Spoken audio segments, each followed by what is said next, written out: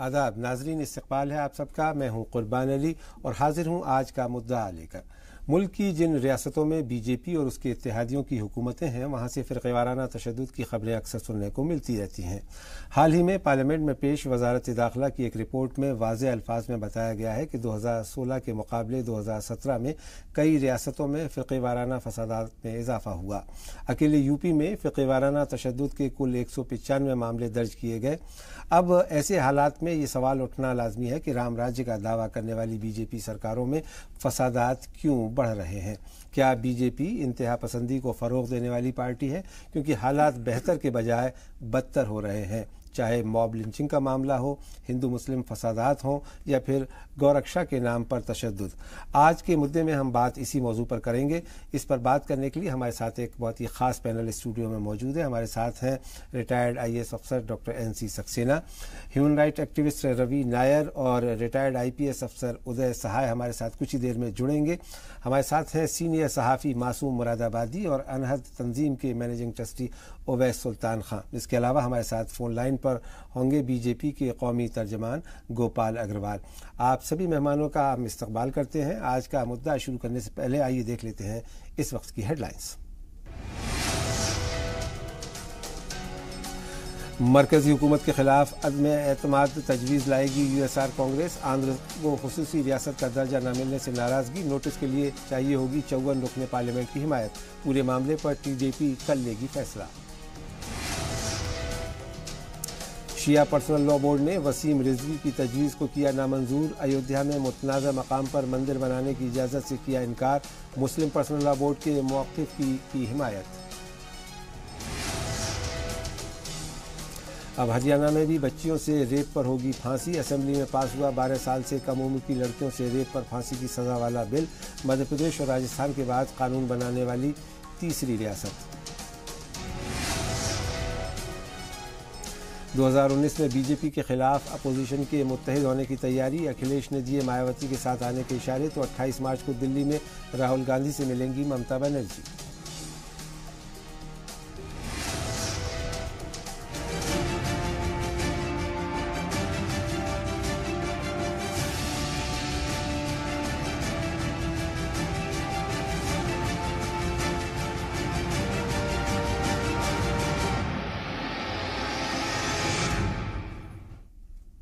और आज के मौजू पर बात शुरू करें उससे पहले आइए देख लेते हैं कि मुल्क में बढ़ रहे फ़िरक़ेवाराना फसादात पर मरकजी हुकूमत का क्या मौक़िफ़ है। एक रिपोर्ट।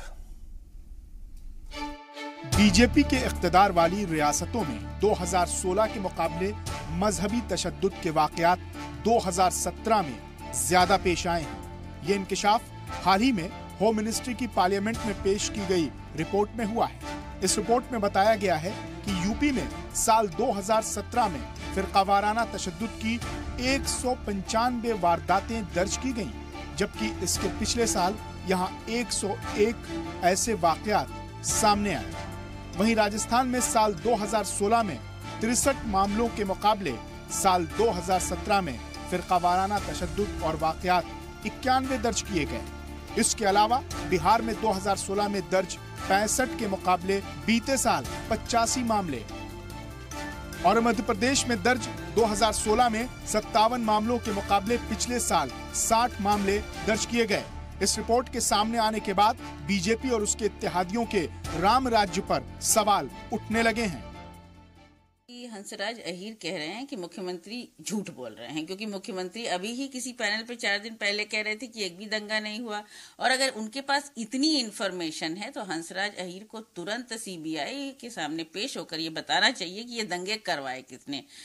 दंगे जो समाजवादी पार्टी के शासनकाल में कहा जाता था कि होते थे, वो भाजपा के ही लोग करवाते थे।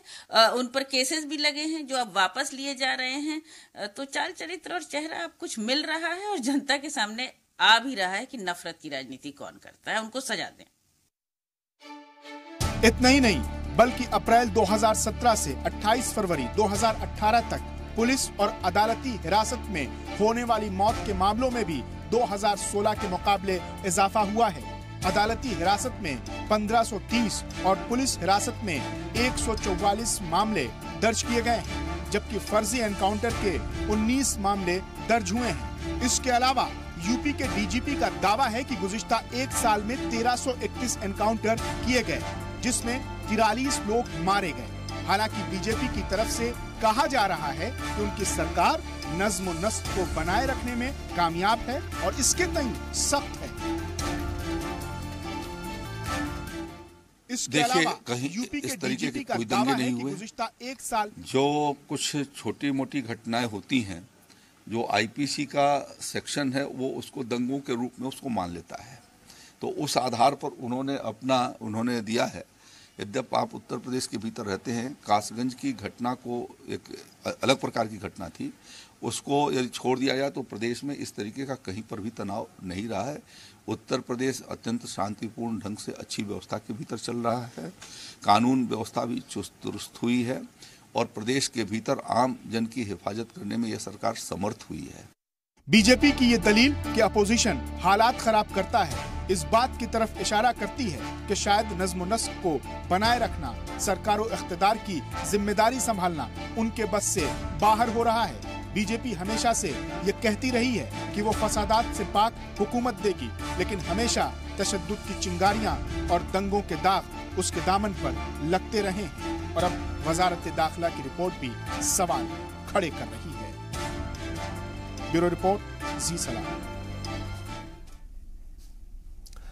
आप देख रहे हैं जी सलाम, और जी सलाम में आज हम अपने इस प्राइम टाइम शो आज का मुद्दा में बात कर रहे हैं कि मरकजी हुकूमत ने मुल्क भर में जो फ़र्क़ावाराना फसादात होते हैं उनके बारे में जो आदाद व शुमार दिए हैं उनमें इजाफा होने की बात कबूल की है। आखिर क्या वजूहात हैं, इस पर बात करने के लिए हमारे साथ एक ख़ास पैनल स्टूडियो में मौजूद है। हमारे साथ NC सक्सेना साहब हैं जो काफ़ी मशहूर IAS अफसर रहे हैं और फ़र्क़ावाराना फसादात को न सिर्फ रोकने का इन्होंने काम किया है बल्कि उस पर काफ़ी काम भी किया है और काफ़ी आर्टिकल्स लिखे हैं, काफ़ी किताबें लिखी हैं।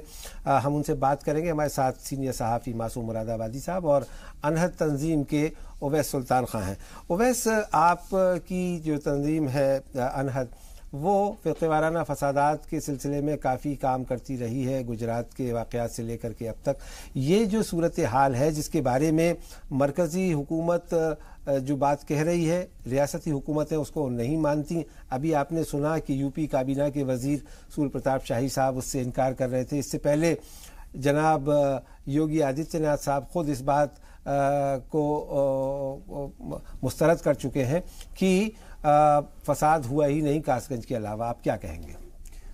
योगी आदित्यनाथ ने कई बार कहा है कि कोई वाक़यात नहीं हो रहे हैं, पर 195 वाक़यात साफ तौर पे रिपोर्ट हुए हैं। जो रिपोर्ट नहीं हुए हैं उनके बारे में तो हम कुछ कह ही नहीं सकते। जो हंसराज अहीर साहब ने पार्लियामेंट में कल जवाब दिया है लिखित, उसमें साफ तौर पे असलियत सामने आई है और शायद ये असलियत अभी अधूरी है, क्योंकि खाली अक़लियतों पे मुसलमानों पर ही हमले नहीं हो रहे, फ़िरक़ेवाराना दलितों पर भी हमले हो रहे हैं और तमाम तरह के और जो मजलूम लोग हैं उनके ऊपर हमले हो रहे हैं। अभी कुछ दिन पहले एक दंगा हुआ बलिया में 1 और 2 अक्टूबर 2017 को, जिसके बारे में अभी हाल में ही अदालत ने, हाईकोर्ट ने, इलाहाबाद हाईकोर्ट ने कहा है ये जो आपने यूपी सरकार ने जो अपनी इन्वेस्टिगेशन जो है दर्ज की है और जमा की है, वो सबमिट की है, वो जो है उसके ऊपर जवाब दीजिए, क्योंकि ये सही इन्वेस्टिगेशन नहीं है। तो ये खुद सवाल खड़ा करता है कि जो गोरखपुर के जो महंत अब जो है यूपी के मुख्यमंत्री बन गए हैं वो गलत बयानी कर रहे हैं। जी मासूम मुरादाबादी साहब, आपका एक लंबा तजर्बा है, आप फ़िरक़ेवाराना फसादात की रिपोर्टिंग करते रहे हैं, 25-30 साल से मैं देख रहा हूँ। ये जो अब बात कही जा रही है कि यूपी में कोई फ़िरक़ेवाराना फसाद नहीं हुआ, जबकि मरकज़ी हुकूमत और उसके वज़ीर दाखिला पार्लियामेंट में कह रहे हैं कि 195 वाक़यात हुए जो गुज़िश्ता बरस की मुकाबले ज़्यादा है। देखिए, मैं आपको एक बात बताना चाहता हूँ कि जिस वक्त योगी आदित्यनाथ जी ने यूपी का इक़्तिदार संभाला था तो हमारे मरकज़ी वज़ीर दाखिला राजनाथ सिंह साहब ने पार्लियामेंट में बहुत ज़ोर देकर ये कहा था कि हम उत्तर प्रदेश को एक दंगा मुक्त प्रदेश बना करके पेश करेंगे और यहाँ फसाद के नाम पर अब कुछ नहीं होगा। उनका ये बयान हमारे लिए इतना हौसला अफजा था और इतना खुशाइन था कि हमने उन पर यकीन किया और कहा कि कम अज़ कम बीजेपी के इक़्तिदार में आने के बाद अब उत्तर प्रदेश में कोई दंगा नहीं होगा, चूँकि दंगा ही हमारे समाज में दरार डालने का, लोगों को एक दूसरे से दूर करने का, हमारी माशी और इक़्तिसादी कबर को तोड़ने का काम करता है। लेकिन मरकज़ी वज़ीर दाखिला का ये बयान बहुत जल्दी कमज़ोर साबित हुआ और हमें ऐसा लगा कि ये सिर्फ ज़ेब दास्तां के लिए एक बयान दिया गया था जी। चूँकि उत्तर प्रदेश की हुकूमत न सिर्फ ये कि दंगों को कंट्रोल करने में नाकाम रही, बल्कि कहीं ना कहीं ऐसा महसूस हुआ कि वो दंगाइयों को पीछे से पुष्टपनाही कर रही थी। और ये एक बहुत ही तशवीशनाक बात है, क्योंकि जब हुकूमत की शय मिलती है दंगाइयों को तो वो ज़्यादा ख़तरनाक अंदाज में सामने आते हैं। चूँकि हमारा जो नज़्म व नस्क़ की मशीनरी है वो एक तरह से बेबस हो जाती है जब वो देखती है कि पॉलिटिकल पैट्रोनेज हासिल है दंगा करने वालों को। ठीक है, एनसी सक्सेना साहब, आप तो अलीगढ़ और आगरा जैसी सेंसिटिव जगह में डिस्ट्रिक्ट मजिस्ट्रेट रहे हैं। आपके दौर में वहाँ फसादात हुए और उनको आपने रोकने का भी काम किया है। ये जो सिलसिला होता है फ़िरक़े वाराना फसादात का, ये तो बहस है ही कि पिछले साल के मुकाबले में इस साल ज़्यादा हुए या कम हुए, लेकिन आखिर इनकी जो वजूहात हैं वो क्या है और इस पे काबू किस तरह से पाया जा सकता है ताकि कम से कम जानो माल का नुकसान हो सके? देखिए, पहली बात तो ये है कि हमें देखना चाहिए कि नंबर ऑफ जो केसेस रजिस्टर्ड हुए हैं वो उनका नंबर क्या है और उनमें कितने लोग मरे हैं या कितने लोग आहत हुए हैं, कितने लोग इंजर हुए हैं, वो भी देखना चाहिए, क्योंकि नंबर्स देखना बहुत ज़रूरी है। क्योंकि उसी से मालूम पड़ता है कि ग्रेविटी क्या है और कितने हमारे जो केसेस हुए हैं उनमें कितना सीरियस वायलेंस हुई है। पहली बात तो ये है कि देखिए, आप देखेंगे उत्तर प्रदेश में या और जगह भी जहां दंगे पास्ट में हुए हैं लगभग 19 जिलों में दोबारा होते रहते हैं। मुजफ्फरनगर है, मेरठ है, ये सब जिले हैं। कुछ जिले ऐसे हैं जहां दंगे कभी नहीं होते, रामपुर में जैसे फॉर इंस्टेंस, मुरादाबाद में होते हैं, रामपुर में नहीं होते। तो एक कारण ये भी होता है कि जब जिस जिले में एक ट्रेडिशन बन जाता है दंगों का, वहां पर ही दंगे अधिक होते हैं। दूसरी बात ये देखी गई है कि अक्सर हमारा जो एडमिनिस्ट्रेशन है वो उसका जो रवैया है वो पक्षपातपूर्ण है, वो इम्पार्शियल नहीं है और वो जनरली मेजॉरिटी कम्युनिटी के साथ रहता है। उससे एक एंग्जाइटी बढ़ती है मेजॉरिटी कम्युनिटी में, एक उनको डर बढ़ता है और मेजॉरिटी कम्युनिटी को एक मौका मिल जाता है अटैक करने का। ये भी देखा गया है कि पिछले 2-3 साल में हमारा जो एडमिनिस्ट्रेशन है उसमें जो पहले प्रेजुडिस थी और बायस थी, उसके साथ साथ उनको एक पॉलिटिकल सपोर्ट भी मिल रहा है कि ठीक है, हमारी गवर्नमेंट जो है वो मेजॉरिटेरियन गवर्नमेंट है, इसमें इसलिए जो माइनॉरिटी कम्युनिटी के लोग हैं उनको अगर आप परेशान करो तो कोई वो नहीं है। तो यानी जो मुकदमे, जो केसेस रजिस्टर हुए हैं उनमें कितने लोगों को खिलाफ अभी तक चार्जशीट फाइल की गई, कहाँ कन्विक्शन हुआ, इसका भी हमें स्टडी करना चाहिए जिससे मालूम पड़े। शुक्रिया नरेश जी। हम इस वक्त हमारे साथ 2 और ख़ास मेहमान स्टूडियो में जुड़ चुके हैं। हमारे साथ हैं हिंदुस्तान के जाने माने human right activist Ravi Nair साहब और साबिक IPS अफसर उदय सहाय साहब, आपका भी इस्तकबाल है।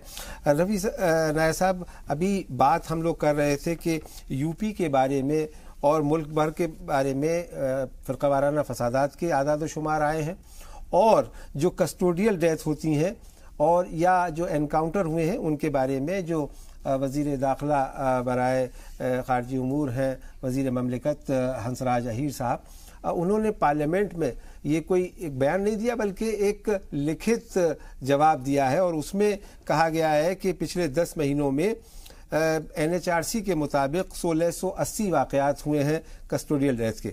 उसके अलावा हम देखते हैं कि यूपी में अभी कुछ दिन पहले DGP पुलिस जो हैं उन्होंने ख़ुद कबूल किया है कि 1331 वाक़यात हुए और 43 लोग उसमें मार डाले गए। इन एनकाउंटर्स को लेकर के भी सवालिया निशान उठ रहे हैं और ये कहा जा रहा है कि इसमें ज़्यादातर जो एनकाउंटर्स हैं वो फर्जी हैं।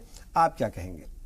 बिल्कुल फर्जी हैं और इसका खात्मा तब तक नहीं होगा जब तक आप सेक्शन 197 को इंडियन पेनल कोड से नहीं निकालेंगे।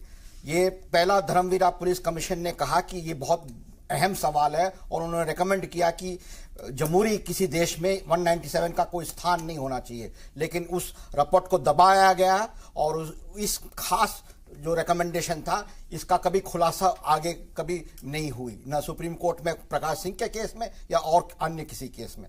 दूसरा, एक्स्ट्रा जुडिशियल एग्जीक्यूशंस या जिसको हम लोग पॉपुलरली कहते हैं एनकाउंटर डेथ्स, इसमें PUCL versus state of Maharashtra में सुप्रीम कोर्ट ने 12 गाइडलाइंस दिए हैं। इसका बिल्कुल उल्लंघन हो रहे हैं और उसमें कुछ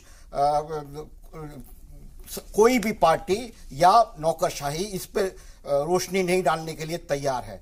तीसरा, जब तक आप डे टू डे प्रोसिक्यूशन ना करें सरकारी अफसरों का, पुलिस अफसरों का, ऐसे जब केस में प्राइमा फेसी केस हो तब तक यह खत्म नहीं हो सकता। और अनिवार्य तरह से मैंडेटरी तरीके से, जैसे अंतरराष्ट्रीय स्तर पे हर देश में, जमहूरी देश में होता है, मैंडेटरी कॉम्पनसेशन दिया जाना चाहिए। तो इस तरीके का जब तक आप कुछ ठोस कदम नहीं उठाएंगे तो हम लोग रोते पीटे जाएंगे, ऐसे प्रोग्राम होते रहेंगे और लेकिन हल नहीं निकलेगा। हल तब निकलेगा जब हम लोग एक स्ट्रॉन्ग इंस्टीट्यूशंस, डेमोक्रेटिक इंस्टीट्यूशंस को बनवाएं ताकि इस तरह का ये जो राज सत्ता पर लोक सत्ता का अंकुश जरूर रहे। उदय सहाय साहब, आप IPS अफसर रहे हैं, आपका भी तजर्बा रहा होगा।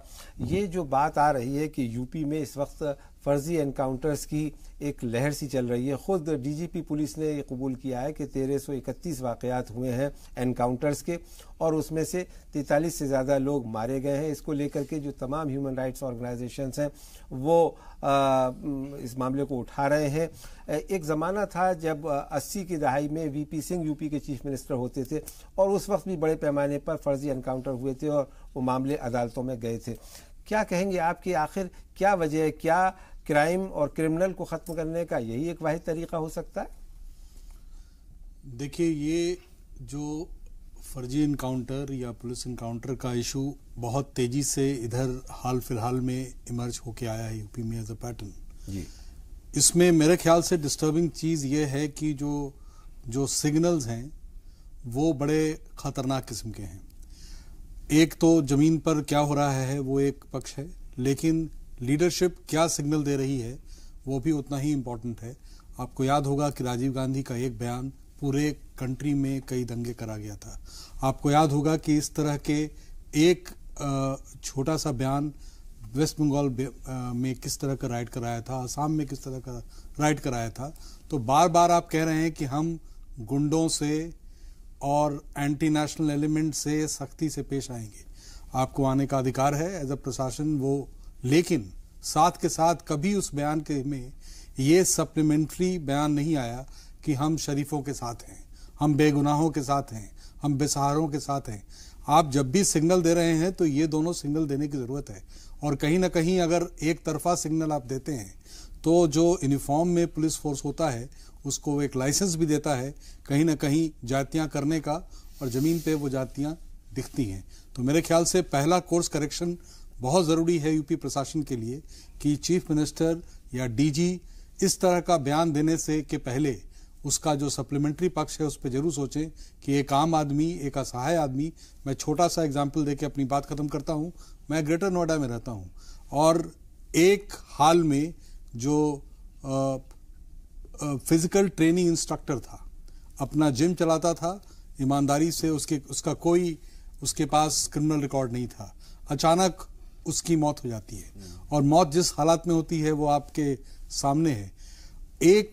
10 इनकाउंटर के बराबर वो एक इनकाउंटर था, बिकॉज उसमें कहीं ना कहीं आप के सामने ये बात तो आ गई। में मारा गया था, फिर वो पुलिस वालों को बर्खास्त भी किया गया। जी, बर्खास्त आपने उसको अरेस्ट किया, वो अभी भी जुडिशियल कस्टडी में है, वो बात अलग है। लेकिन ये जो मैं कह रहा था कि जो सिग्नल आप दे रहे हैं वो एक तरह का लाइसेंस बंदूकधारियों के हाथ में आता है, वर्दीधारियों के हाथ में आता है कि they can act at there will, which is not, ये खतरनाक है और उसमें कहीं ना कहीं स्ट्रॉन्ग कोर्स करेक्शन की जरूरत है, ऐसा मुझे लगता है। जी उवैस, अभी आप फिरकावाराना फसादात की बात कर रहे थे, हम ये अभी कस्टोडियल किलिंग्स के बारे में बात कर रहे थे। एक बार फिर फिरकावाराना फसादात पे आते हैं। क्या आपको लगता है कि पिछले 3-4 बरस में जब से NDA गवर्नमेंट आई है, क्या इसका कोई पैटर्न नया आया है, कोई डिजाइन है, कोई नई चीज है, या जो पहले से होता आ रहा था उसी का एक एक्सटेंशन है?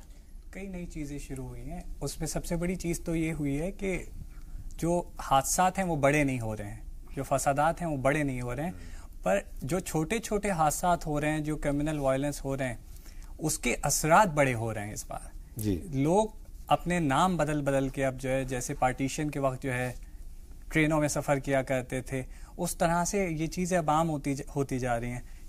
शायद हिंदुस्तान में सन 47-48 के बाद ऐसे हालात नहीं देखे थे नफरत के जिस तरह के आज के हालात हैं।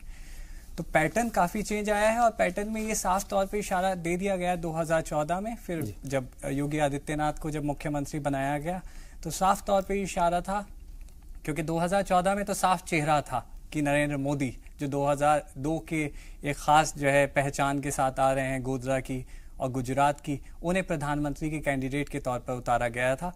पर जब योगी आदित्यनाथ को मुख्यमंत्री बनाया गया तब वो चेहरा नहीं थे, और उन्हें बनाया गया और साफ तौर पे ये पैगाम दे दिया गया कि भाई इसी तरीके की रीत की अब राजनीति चलेगी, और यही लोग इस तरह की राजनीति में यूपी में जो है जिन लोगों ने किया है और जगह। मैं चाहता हूँ आपके पास इस वक्त हमारे साथ बीजेपी के तर्जमान प्रवीण शंकर कपूर साहब जुड़ गए। प्रवीण कपूर साहब, आपका बहुत इस्तकबाल है इस प्रोग्राम में। आज हम बात कर रहे हैं कि जो हंसराज अहीर साहब हैं, गृह राज्य मंत्री, minister of state home affairs, उन्होंने पार्लियामेंट में एक सवाल के जवाब में, लिखित सवाल के जवाब में ये कहा है कि फिरके वाराना फसादात, सांप्रदायिक दंगों की जो घटनाएं हैं उनमें बढ़ोतरी हो रही है, और उत्तर प्रदेश में 195 मामले दर्ज किए गए हैं।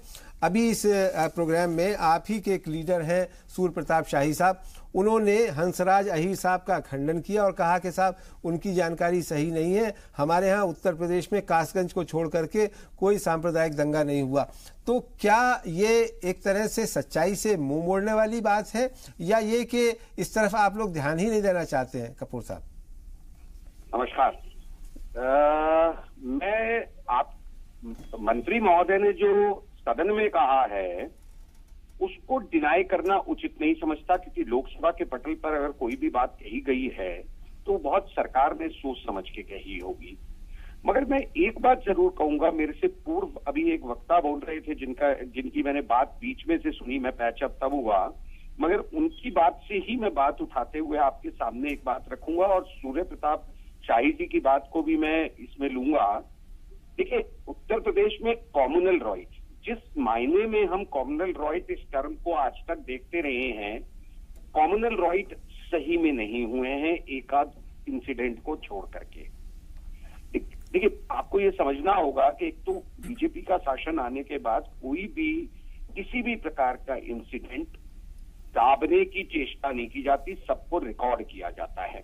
दूसरी बात कि आप जब ये कहा जा रहा है ना, ये जो कॉम्युनल राइट किसी अफसर ने उसे कॉम्युनल राइट में क्लब कर दिया, जैसे मेरे पूर्व वक्ता भी बोल रहे थे, कुछ छोटी छोटी घटनाएं हुई हैं, किसी भी व्यक्ति का, एक व्यक्ति के भी इंजर्ड होना दुखद होता है। मैं किसी की हत्या या किसी चीज का बचाव नहीं करना चाहता, मगर मैं इतना जरूर रखूंगा कि हुआ क्या है कि हाँ, ये जो गौ रक्षक वाला मामला है जो हमारे खिलाफ बहुत बार चला जाता है, कि ये इन चीजों के चक्कर में कई जगह चीजें खराब हुई हैं जो नहीं होनी चाहिए, जिन्हें अवॉइड किया जा सकता है, और वो फिर एक डाटा सा बन गया। मानो 10 जगह अगर गौ रक्षक टाइप के लोगों ने कुछ गड़बड़ घोटाला कर दिया, अब वो मामला बन गया। इसकी हमारे प्रधानमंत्री भी निंदा कर चुके हैं कि ये गौ रक्षा के नाम पर गुंडाई नहीं होनी चाहिए। तो आप ये समझ के चलें, आप एक वरिष्ठ एंकर हैं, आप भी जानते हैं कि कहीं भी कोई रॉयट्स की बड़ी रिपोर्ट नहीं आई है कासगंज को छोड़कर, शाही साहब ने भी ठीक कहा। मगर साथ में जो मेरे को लगता है हमारे मंत्री ने जो सदन में रखा है, उसमें कहीं ना कहीं ये जो पीरियोडिक इंसिडेंट्स हुए हैं, और हुए हैं, मैं उन्हें स्वीकारूंगा कि हुए हैं, वो सब जुड़ के एक नंबर बन गया। अब वो नंबर कपूर साहब, बन गया, मुझे तो यहाँ वो एक दिखने छोटे से में ब्रेक अच्छा के लग लिए रहा है। रुकना होगा। मैं आपकी इस बात की दाद दूंगा कि आपने कम से कम इस बात को कबूल किया। आमतौर पे सियासत में इल्ज़ाम तराशी की बातें होती हैं और हक़ाइक़ से लोग मुंह मोड़ते हैं, मगर आपने इसको कबूल किया, इसके लिए मैं आपकी तारीफ़ करता हूं। और मैं जल्द हाज़िर होता हूं और इस ब्रेक के बाद भी हम इस पर बातचीत जारी रखेंगे और उन वजूहात को जानने की कोशिश करेंगे जिसकी वजह से फ़िरक़े वाराना फसादात होते हैं। फ़िलहाल एक छोटा सा वक्फा।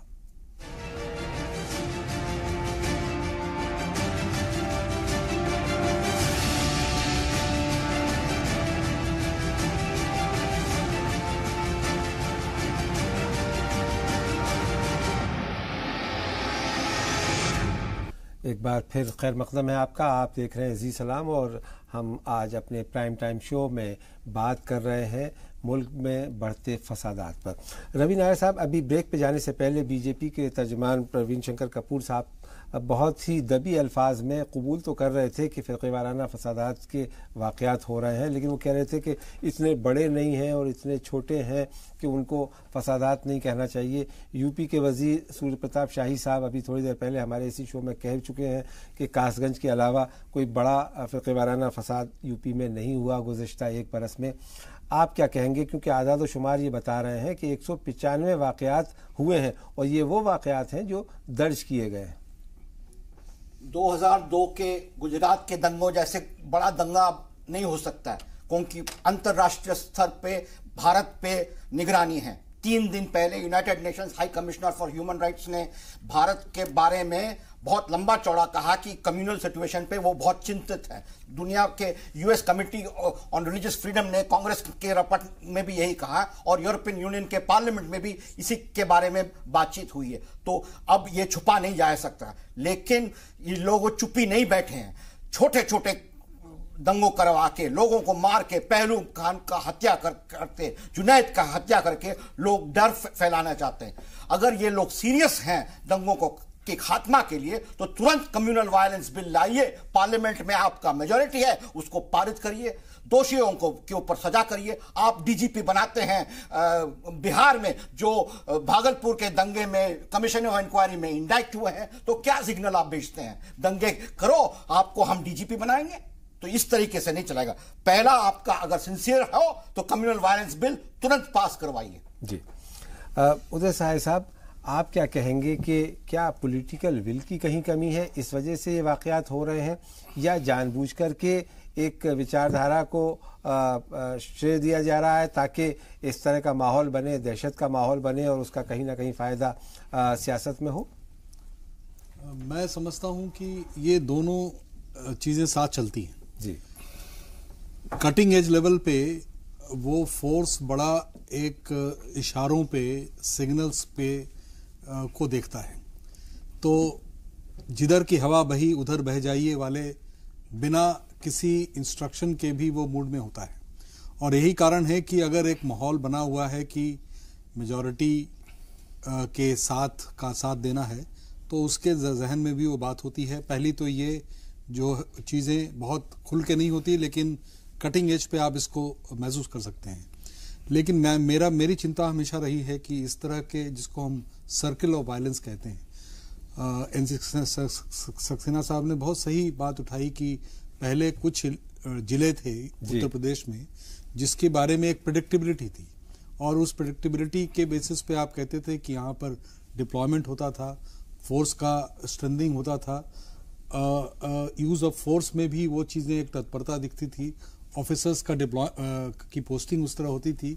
लेकिन वो जो सर्किल है वो कई कंसेंट्रिक सर्किल में बढ़ता जा रहा है, और वो एक खतरनाक स्थिति जरूर है जी। मैं उसके स्केल पे नहीं जा रहा हूँ।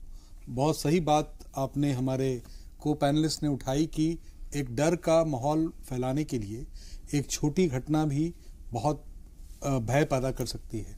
अगर ये छोटी छोटी घटनाएं जिसमें एक आदमी भी मारा नहीं गया हो, इंजर्ड ही कुछ लोग हुए हों, कुछ लोग अंदर ही गए हों, अगर इस तरह की भी 50 घटनाएं हो जाएं और एक बड़ा कम्युनल वायलेंस नहीं हो, तब भी वो डर का माहौल बनता है। कहीं ना कहीं प्रशासन, मुझे लगता है कि इसमें इस चीज़ की नज़ाकत को या तो नज़रअंदाज कर रही है और या उसको न चाहते हुए भी प्रमोट कर रही है, उनको इस बात पे ध्यान देना पड़ेगा कि वो स्टेट को रिप्रेजेंट करते हैं, किसी पॉलिटिकल पार्टी को नहीं करते हैं। मासूम साहब, आपकी क्या राय है कि बीजेपी वालों का ये कहना है कि साहब कांग्रेस पार्टी के ज़माने में, और चाहे मुलायम सिंह यादव रहे हों या बिहार में लालू प्रसाद, इनके दौर में ज़्यादा फ़िरक़े वाराना फसादात हुए बनिस्बत हमारी हुकूमत के, और अभी आपने सुना भी कि बीजेपी के जो तर्जमान कह रहे थे कि बहुत ज़्यादा बड़े वाक़यात नहीं हुए, छोटे मोटे वाक़यात हुए हैं। आप इसको किस तरह से देखते हैं? देखिए, इसमें कोई शक नहीं है कि चूंकि ज़्यादातर अरसे हिंदुस्तान पर कांग्रेस की और दूसरी पार्टियों की हुकूमत रही है जी, तो दंगे भी उनके दौर में ज़्यादा हुए हैं और बहुत बहुत भयानक दंगे हुए हैं, चाहे भागलपुर का हो, चाहे मुरादाबाद का हो, चाहे मेरठ का हो। हमने खुद उन दंगों को कवर किया है और कई बार मरते मरते बचे हैं, कभी दंगाइयों के हाथों, कभी पुलिस के हाथों जी। तो मैं आपसे ये कहना चाहता हूँ कि आज जो सिचुएशन है उसमें और पहले की सिचुएशन में ये फ़र्क है कि कितना ही बड़ा दंगा पहले हो जाता था, लेकिन इतना ज़्यादा दहशत और खौफ नहीं होता था जितना आज लिंचिंग की जो घटनाएं हैं, जो वाक़यात हैं, जिस तरह से पीट पीट कर लोगों को मारा जा रहा है, या जिस तरह एक शंभूनाथ रैगर नाम के एक आदमी ने एक बंगाली मजदूर को इस दरिंदगी और बर्बरियत से मारा था कि पूरी इंसानियत कांप उठी थी और थर्रा उठी थी। तो एक इंसिडेंट इस किस्म का होता है, उससे दहशत इतनी फैलती है, उसका दायरा इतना बढ़ जाता है कि एक आदमी के मरने से करोड़ों लोग ये समझते हैं कि वो उनकी मौत हो गई है। तो ये जो फेयर साइकोसिस है, ये जो खौफ की नफ्सियात में लोग जी रहे हैं, ये मैं समझता हूँ मरने से ज़्यादा खतरनाक है। मरता तो आदमी एक बार है, लेकिन जो आदमी 24 घंटे मर रहा है और सिसक सिसक के मर रहा है कि न जाने कब मेरी लिंचिंग कर दी जाए, मुझे पीट पीट के मार दिया जाए, मुझे पीछे से कोई आकर के हथौड़ा मार दे, कुल्हाड़ी से मार दे, मेरा सर फाड़ दे, मुझे कत्ल कर दे। तो ये जो खौफ की नफ्सियात है, ये इंतहाई ज़्यादा ख़तरनाक होती है, मरने से ज़्यादा ख़तरनाक होती है। आज हम उस नफ्सियात में, उस खौफ की नफ्सियात में, उस खौफ के माहौल में जी रहे हैं जो पूरे हिंदुस्तान के लिए एक इंतहाई ख़तरनाक और इंतहाई दहशत ज़दा माहौल है। जी, एनसी सक्सेना साहब, अभी आपने सुना पैनल के दूसरे मेंबरान को भी कि एक जो दंगों की साइकी है बना देना और दहशत पैदा करना, वो कहीं ज़्यादा ख़तरनाक है जो फसादात होते हैं। हालांकि उसे भी इस बिना पे माफ़ नहीं किया जा सकता, लेकिन ये जो सिलसिला चलता रहा है, आखिर आपका लंबा तजर्बा रहा है ब्यूरोक्रेसी में रहने का, क्या कहीं ब्यूरोक्रेसी में एक्शन लेने में कमी है या पॉलिटिकल विल की कहीं कमी है? देखिए, पहले जो सीरियस राइट्स हुए हैं, चाहे वो भिवंडी में हो, अहमदाबाद 69 राइट्स थे, उन सब की स्टडी हुई है जी। और उन सब की स्टडी में ये बात निकली है कि हमारे एडमिनिस्ट्रेशन में काफ़ी प्रेजुडिस है और लोअर लेवल पर और कभी कभी एसपी लेवल तक, जैसा कि आपने भी कहा अभी कि भागलपुर दंगे में मिस्टर द्विवेदी जो वहाँ पे एसपी थे, उन्होंने खुद जा कर ऐसी बेदर्दी से मुसलमानों को मारा था, जिसमें कि जो इंक्वायरी कमेटी रिपोर्ट है उन्होंने कहा हुआ है कि नाजी जर्मनी से उन्होंने उसकी तुलना की है।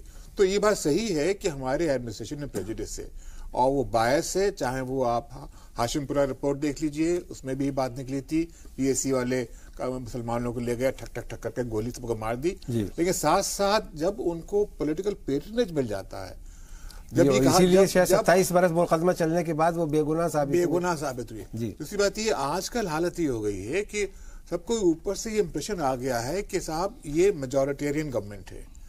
अगर हमारे जो सीनियर लीडर्स हैं वो ये कहते हैं कि देखिए ईद पे बिजली मिलती है और दिवाली पे नहीं मिलती है और इस तरह की बातें शमशान और कब्रिस्तान जी कि औरंगजेब राज आ जाएगा, तो इससे ये नजर आता है कि वो चाहते हैं कि हिंदुओं में ये फीलिंग हो जाए कि वो चाहे अनएम्प्लॉयड है, भूल जाए इस बात को, उनके पास घर नहीं है, भूल जाए। इस बात पर ख्याल रखें कि आप हिंदू हैं, मुसलमानों को मारो और वोट हमको दो।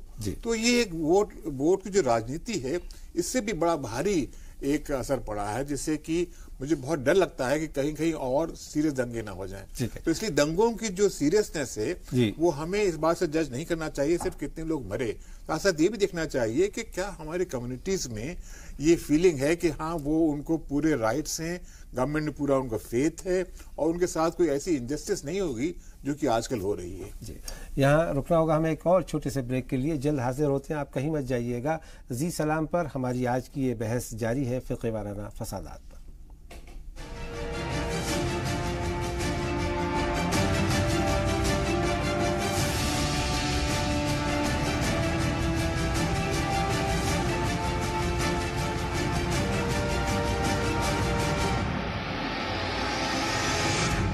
ब्रेक के बाद एक बार फिर आपका खैर मक़दम है। आज हम आज का मुद्दा प्रोग्राम में बात कर रहे हैं फ़िक़्ह वाराना फसादात की तादाद में जो इजाफ़ा हो रहा है, और ये बात हम नहीं कह रहे हैं, ये ख़ुद मरकज़ी हुकूमत ने तस्लीम की है। पार्लियामेंट में वज़ीर ममलकत बराए वज़ीर दाखिला हंसराज अहीर साहब ने इस बात को एक लिखित सवाल के जवाब में माना है कि गुज़िश्ता बरसों से फ़िक़्ह वाराना फसादात तशद्दुद के वाक़यात लगातार बढ़ रहे हैं। उत्तर प्रदेश में 195 वाक़यात हुए हैं गुज़िश्ता एक बरस में, लेकिन रियासती हुकूमत, वज़ीर आला और उनकी काबीना के वज़ीर इस बात को मानने के लिए तैयार नहीं है। अब इसको कोई और नहीं झुटला रहा है, ख़ुद बीजेपी के लीडर्स इस बात को गलत साबित कर रहे हैं, जबकि मरकज़ में मरकज़ी हुकूमत इस बात को तस्लीम कर रही है। ओवैस, अभी ब्रेक पे जाने से पहले बात हो रही थी कि आखिर नरेश जी कह रहे थे कि एक जो बायस होता है ब्यूरोक्रेसी का, वो भी कहीं ना कहीं इसके लिए जिम्मेदार होता है। आपका अपना क्या तजर्बा है कि इसमें कुछ सदाकत है? देखिए, ब्यूरोक्रेसी को ज़रूर जो बायसेस हैं, जो प्रेजुडिसेस हैं वो हैं, पर प्रेजुडिसेस जो हैं वो उनके माफिक हैं जो आज सत्ता में बैठे हुए हैं, क्योंकि उन्होंने 90 साल उस जनरेशन को तैयार किया। और मैं यहाँ ये एक बात को साफ कह देना चाहता हूँ, चाहे वो एक्स्ट्रा जुडिशियल किलिंग हो, जो एनकाउंटर्स के नाम पर ये इतने एनकाउंटर किए, 195 ये फ़िरका वाराना हमले हुए, ये हादसात हुए हैं यूपी में, इन तमाम के तमाम उसमें साफ चीज़ नज़र आ रही है कि जो अदलिया है और जो एग्जीक्यूटिव हैं, जो एग्जीक्यूटिव जिसमें ये चुने हुए नुमाइंदे भी हैं और जो परमानेंट नुमाइंदे भी हैं, जो IAS IPS ऑफिसर्स से लेके ये MLAs और MLCs जो हैं वो शामिल हैं, और एक तरफ अदलिया, दोनों की जो जिम्मेदारियां हैं, जो कॉन्स्टिट्यूशन में दर्ज है, जो कानून का राज होना चाहिए, उसका कहीं नज़र नहीं आता। दोनों का टकराव नज़र आ रहा है। टकराव में अदालत खामोश है। अदालत जिस तरह से जिम्मेदारी अदालत को लेनी चाहिए, अदालत को सुमोटो लेते हुए इसमें दखल देना चाहिए कि किस तरह से एक्स्ट्रा जुडिशियल किलिंग्स हो रही हैं, और आप जो है आंखें बंद किए बैठे हुए हैं। NHRC कह रहा है कि हाँ, कानून की यूपी में जो है बहुत बुरी हालत है, पर इसके बावजूद जो है इस तरह का मैकेनिज्म क्रिमिनल्स को डील करने के लिए भी नहीं इस्तेमाल किया जा सकता, कानून उसकी इजाजत नहीं देता।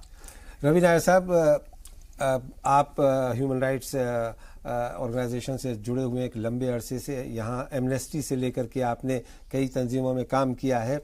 ये एक बड़ा वाक़या 1987 में मेरठ में हुआ फसादात के दौरान, और वो एक्स्ट्रा जुडिशियल किलिंग का मामला था कि जब 60-70 मुस्लिम नौजवानों को हाशिमपुरा मोहल्ले से उठा करके गोली मार करके गंग नहर में बहा दिया गया था, और उसी का एक पार्ट 2 हुआ था जो दिल्ली के नज़दीक यूपी दिल्ली बॉर्डर पर, और वहाँ भी 20-22 लोगों को मारा गया था, और वो मुकदमा दर्ज हुआ। वो मुकदमा 25 बरस चला, लेकिन उसके बाद अदालत ने, दिल्ली की 30,000 अदालत में उसमें ये फैसला दिया 2 बरस पहले कि साहब ये वाक़या तो हुआ, लोग भी मारे गए, लेकिन जो मुल्ज़िम हैं उनका सही आइडेंटिफिकेशन नहीं हुआ, लिहाजा उन्हें बरी कर दिया गया। तो इस तरह के वाक़यात जहाँ फुल प्रूफ मामलात हों, एक पूरा सॉलिड केस हो, बावजूद इसके इंसाफ ना मिले, क्या कहेंगे आप?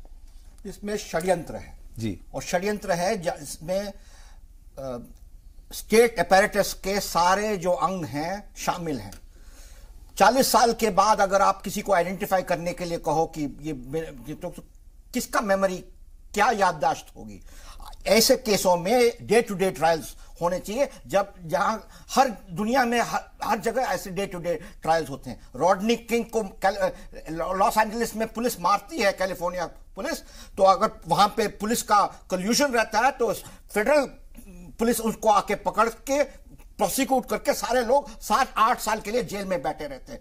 अबू गरीब में जब टॉर्चर होता है तो 10 लोग 3 महीने से लेकर 10 साल के सजा काट रहे हैं मेजर जनरल के यहां पे तो किसी के कोई जवाबदेही नहीं है। तो जब तक आप डे टू डे ट्रायल्स करें, मैंडेटरी कॉम्पनसेशन करें, और जो पुलिसकर्मी या अफसरशाही अपना ड्यूटी को नेग्लेक्ट करते हैं, अनुच्छेद 311 को उपयोग करके तुरंत उनको बर्खास्त करें ड्यूटी से, कोई रीजन देने की जरूरत नहीं है। ऐसे कुछ स्टिफ मेजर्स आप नहीं लेंगे तो ये तो चलता रहेगा। ये सरकार चाहे कोई भी पार्टी का हो, इनके यहां पॉलिटिकल विल नहीं है कि कॉन्स्टिट्यूशनल ऑर्डर को फ्रेम करें, फंडामेंटल राइट्स चैप्टर को मेंटेन करें। मैं एक बात में ऐड करना चाहूंगा कि 1982 में मेरठ में बिल्कुल ऐसे वारदात हुआ था जब पुलिस फिरोज बिल्डिंग में घुसकर उन्होंने मासूम बच्चों को और महिलाओं को सब ठक ठक ठक मारा था। लेकिन अनफॉर्चुनेटली स्टेट गवर्नमेंट ने उस पर कोई एक्शन नहीं लिया, कोई जुडिशियल कमेटी नहीं बनाया, कमीशन नहीं बनाया गया। दूसरी बात यह है कि विभूति नारायण राय ने हाशिमपुरा पर किताब लिखी है, उससे साफ नजर आता है कि मुख्यमंत्री जी नहीं चाहते थे कि ये जो पीएससी के जवान हैं इनके खिलाफ कोई एक्शन हो, और जो फाइलें थी वो दबा दी गई, वो वीड आउट कर दी गई। तो इसी वजह से तो ये एक षड्यंत्र था जिसमें कि मैं कहूंगा कि उस जमाने के मुख्यमंत्री थे, कांग्रेस के मुख्यमंत्री थे, वो तक शामिल थे कि इनके खिलाफ एक्शन ना हो, इसीलिए इतने लोग छूट गए।